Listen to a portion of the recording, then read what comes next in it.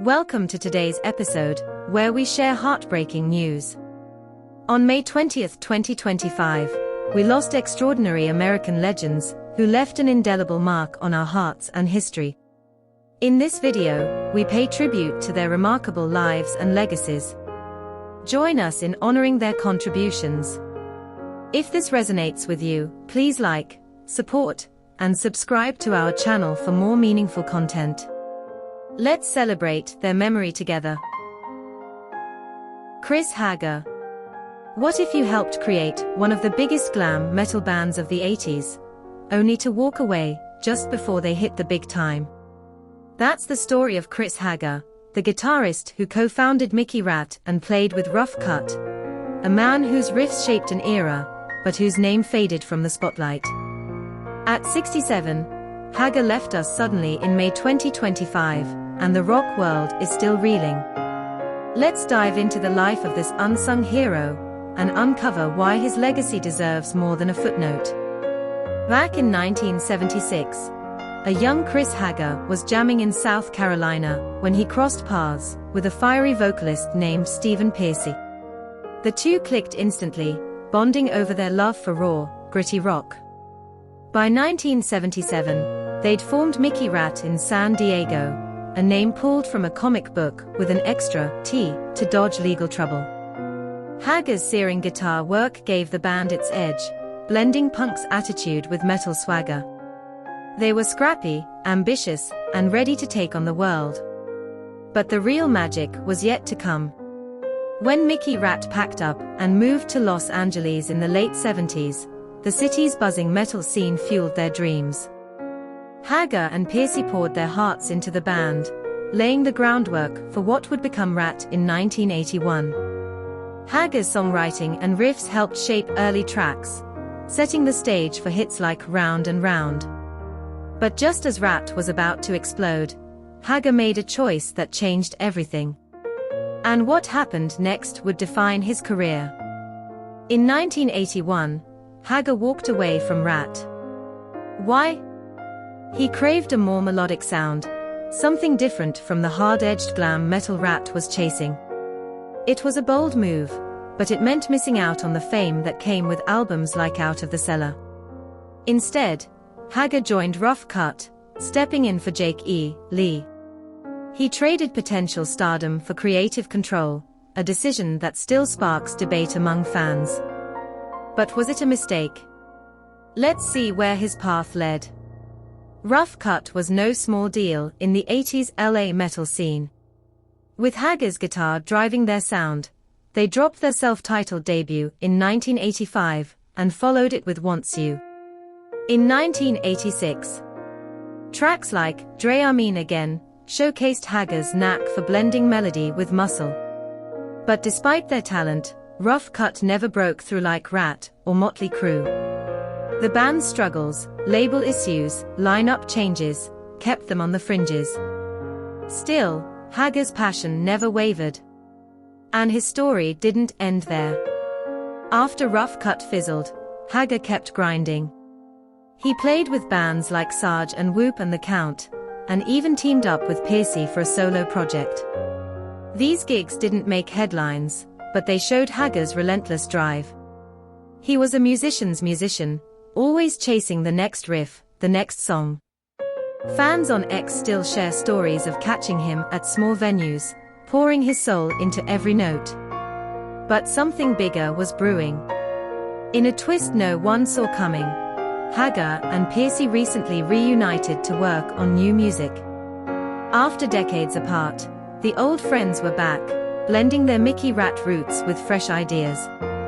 Pearcy called HAGER an amazing person and a great guitarist, hinting at tracks that might still see the light of day. The news thrilled fans, but then tragedy struck.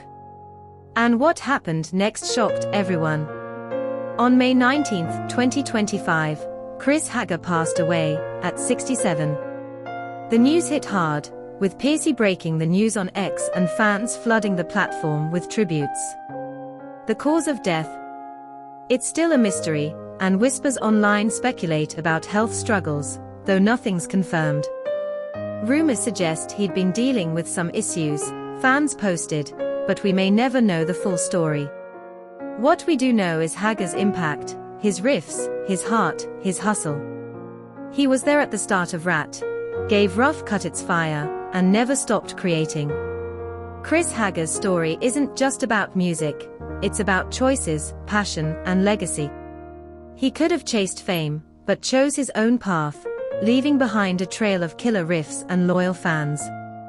As we mourn his loss, let's crank up those old Rough Cut records and remember the guy who helped spark an era. Who else in rock deserves a spotlight like this? Share your thoughts below, and let's keep HAGER's fire burning. Latonya Pottain. Have you ever wondered what it takes to fight a battle that feels impossible? Latonya Pottain's story gripped millions when she stepped into the spotlight on My 600-Pound Life. At 40 years old, her journey was filled with hope, heartbreak, and challenges that most of us can only imagine. But what really happened to this Louisiana native, and why are fans still talking about her today?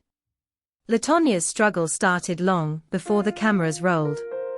Growing up in Louisiana, she faced a lifelong battle with her weight, which spiraled out of control as the years went on.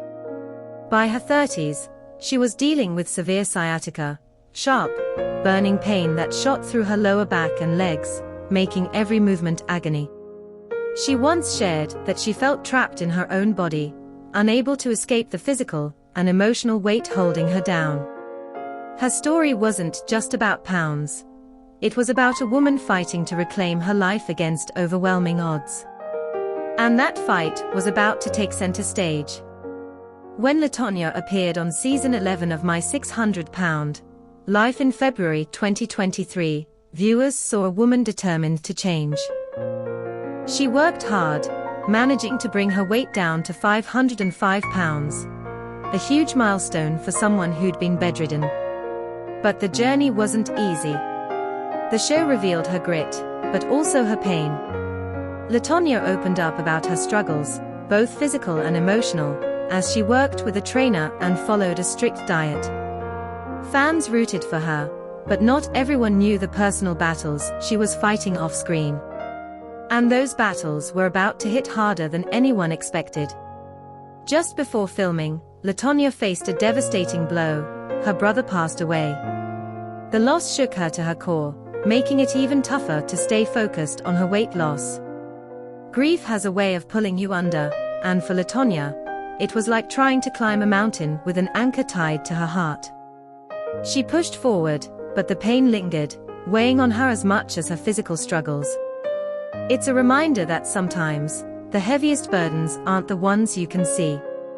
But what came next would test her even more. After her episode aired, Latonya faced a wave of online backlash. Social media can be brutal, and for someone already battling depression, the criticism was crushing. She later admitted that the negativity sent her into a deep spiral, making her question her progress. Fans speculated about how this affected her, with some saying it pushed her further from her goals.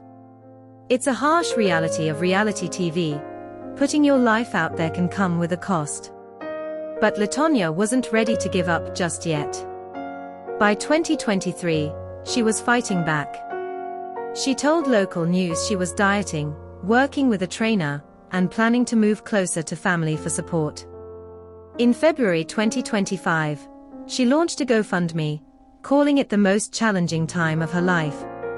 She needed funds for medical transportation, something she couldn't access, because her weight made her a fire hazard for EMTs. "I truly want to fight for my health," she wrote, her words filled with hope. She even had plans for weight loss surgery, a step that could have changed everything. But time was running out. On May 17, 2025, Latonya's family noticed she was struggling to breathe. They rushed her to Christus Highland Medical Center in Shreveport, but the news was grim. Reports say she went into cardiac arrest, and despite efforts, she didn't make it. The coroner listed her preliminary cause of death as congestive heart failure, but a final report is still pending. Online, fans have been buzzing, with some speculating her weight and mental health played a role, though nothing's confirmed. What we do know is that Latonya fought until the end. But that wasn't the whole story. Latonya's journey left a mark on everyone who watched it. She was more than a reality TV star. She was a woman who faced unimaginable challenges with courage.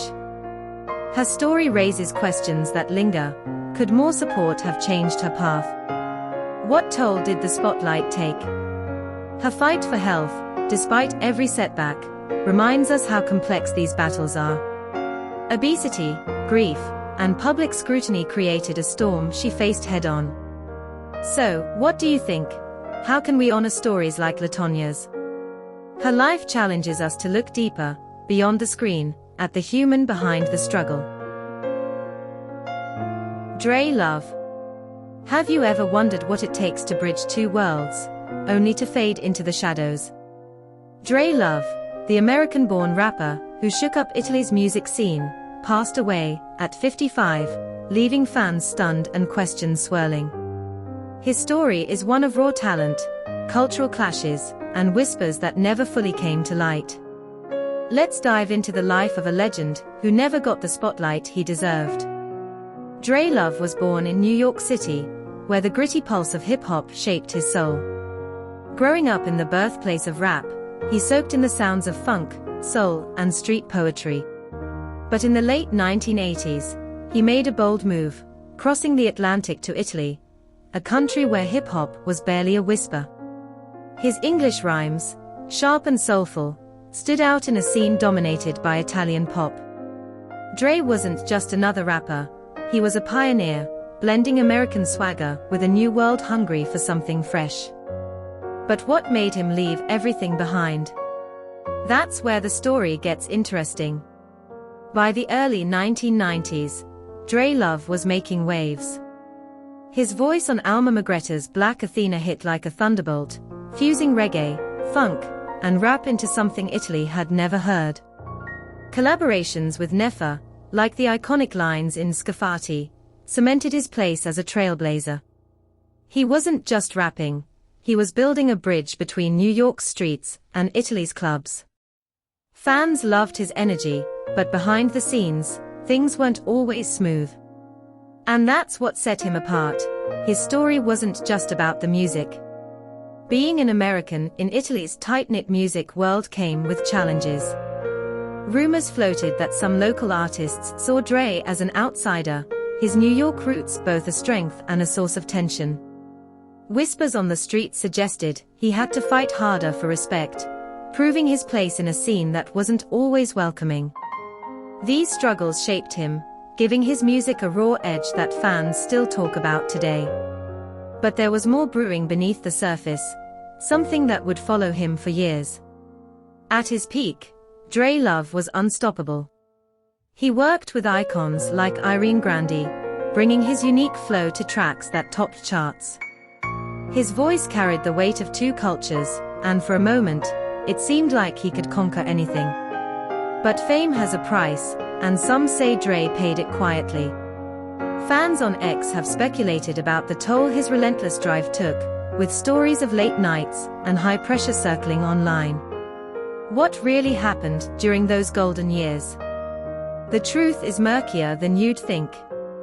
In recent years, whispers grew louder. Posts on X and fan forums hinted at struggles, health issues, maybe, or personal battles that stayed out of the headlines. Some claimed he faced challenges that echoed the darker side of fame, though nothing's been confirmed. These rumors, unverified as they are, paint a picture of a man wrestling with demons while the world moved on. It's the kind of story that keeps you wondering, what don't we know? Then, on May 20, 2025, the news hit. Dre Love was gone at 55. Fans flooded social media, sharing tributes and questions. How could someone so vibrant slip away so suddenly? The lack of answers fueled speculation, with some pointing to those unconfirmed struggles from recent years.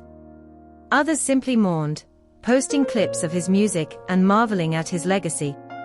The mystery of his final days only deepened the impact of his loss, leaving fans hungry for closure. Dre Love's story is bigger than his music.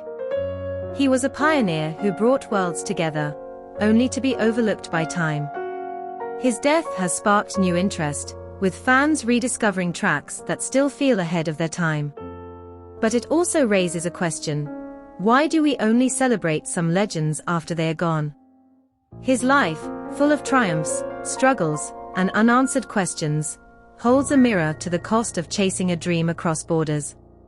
What does Dre Love's story tell us about fame, culture, and the price of being different? Share your thoughts below, and let's keep his music alive.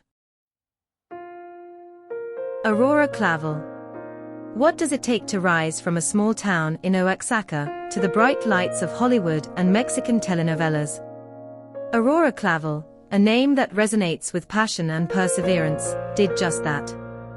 Born in a place where dreams often stay dreams, she carved a path to stardom and left a mark that's still felt today.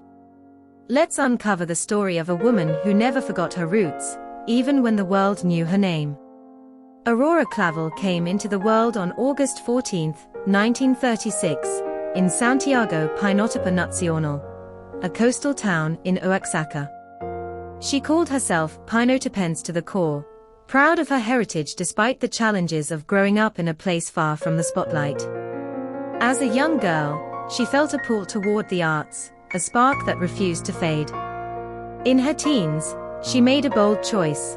She packed her dreams and headed to Mexico City, a place buzzing with opportunity, but also fierce competition. That move wasn't just a step, it was a leap into the unknown. And what happened next would set the stage for an extraordinary career. In the 1960s, Aurora broke into Mexican cinema with roles that showcased her raw talent. Films like La Soldadera and Tarahumara weren't just movies. They were stories of struggle and resilience, themes Aurora knew well. Her performances caught eyes because they felt real, grounded in the heart of a woman who'd lived a life of grit. She didn't just act, she brought characters to life, earning respect in an industry that wasn't always kind to newcomers. But Mexico was only the beginning. Hollywood came calling, and Aurora answered. In 1969, she starred in The Wild Bunch, a gritty western that put her alongside legends. Her role was small but unforgettable, proving she could hold her own on an international stage. She went on to appear in Pat Garrett and Billy the Kid and the Mosquito Coast with Harrison Ford, showing a versatility that few could match. These weren't just paychecks. They were proof that a woman from Oaxaca could shine anywhere. But there was more to her story, and it was about to get even bigger. Back in Mexico, Aurora became a household name through telenovelas. Shows like Los Ricos También Lauren and Alborada made her a star in living rooms across Latin America. Her ability to convey deep emotion, love, betrayal, hope, kept viewers glued to their screens. Fans adored her, not just for her talent, but for the warmth she brought to every role. Yet, while the cameras rolled, Aurora was dreaming of something beyond fame. And that dream was rooted in the place she called home. Aurora's love for Pinotepa Nacional never wavered. She bought a small piece of land with a cabin there, a sanctuary to reconnect with her childhood. The town honored her as favorite daughter 3 times and named her Oaxaca's Woman of the Year. But Aurora wanted to give back more than memories. In 2011, she announced a bold plan, a dramatic arts school in her hometown. "I want to teach young people what a woman from the provinces can do," she said. It wasn't just a school, it was her legacy, a way to lift up the next generation. But that wasn't the whole story. The life of an actress isn't all glamour. Aurora faced long hours, intense roles, and the pressure to stay authentic in a cutthroat industry. She once spoke of acting as a difficult art, one that demanded everything. Yet she never faltered, serving as the first member of the National Actors Association's Honor and Justice Commission. Her quiet strength inspired those around her, even if the public rarely saw the struggles behind the scenes. And what happened next would shock everyone. On May 19, 2025, Aurora Clavel passed away, at 88, just months after her last public appearance. Fans on X mourned her loss, sharing clips of her iconic roles and stories of her kindness. Her death marked the end of an era, but her legacy lives on. That school she dreamed of. It's still a beacon of hope for Oaxacan youth, a reminder that talent knows no boundaries. So, what's next for her vision? Will her hometown carry her torch? Or will new voices rise to tell stories she'd be proud of? One thing's certain, Aurora Clavel's light won't fade anytime soon. Manuel Torre Iglesias. What happens when a trusted voice in health vanishes from your TV screen overnight? Manuel Torre Iglesias, Spain's go-to health presenter, built a career making medical advice feel like a chat with a friend. But a sudden exit left fans wondering what went wrong. Let's uncover his story, from small-town dreams to a controversial fall. Born in Puente Doom in 1941, Manuel Torre Iglesias seemed destined for a quiet life. With degrees in teaching and philosophy from the University of Salamanca, he arrived in Madrid ready to shape young minds. But fate had other plans.